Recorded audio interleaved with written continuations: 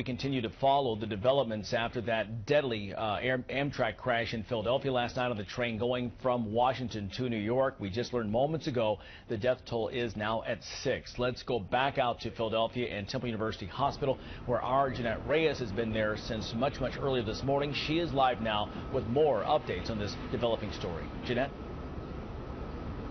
Well, Larry, we've seen all of this really just unfold with every passing hour. We arrived here about 4 o'clock in the morning, and we just got word in that press conference from the chief medical officer here, Dr. Herbert Cushing, that there is a 6th person who died upon arrival here at the hospital. They tried to revive him or her. We don't know the gender or where this person is from, but they tried to resuscitate the person to no avail. So now the death toll is up to 6. There was a total of 54 passengers, people brought to this hospital here.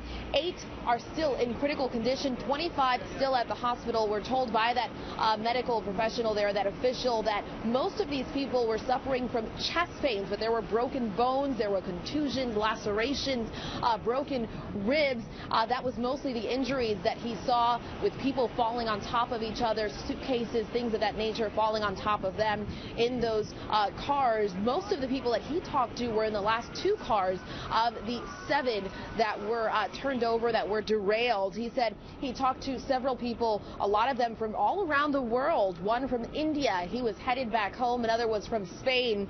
But he described the scene throughout the night as not chaotic. It was very organized.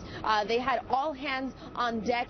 Everyone really was just focusing on attending to these people. They were expecting more people, because we told you earlier that they did not know whether or not there were more passengers inside of that train. So they were preparing for potentially more patients to come in. But as we mentioned, it was all hands on deck. People that were finishing up their shift were asked to stay. Others were called in. But one thing that was striking, but probably not surprising, is that there were a lot of people that volunteered to come in even before they were called, just wanting to help, wanting to offer whatever help they could, even down to the cafeteria.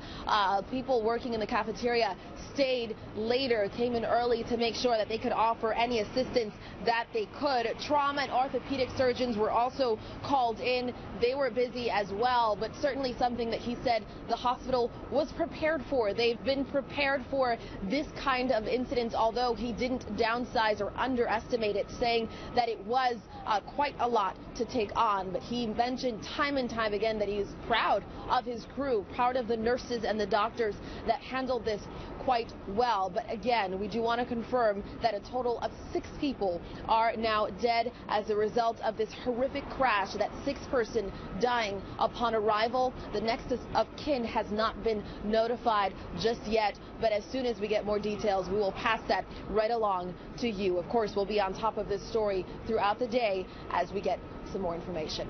Reporting live in Philadelphia, Jeanette Reyes, News Channel 8.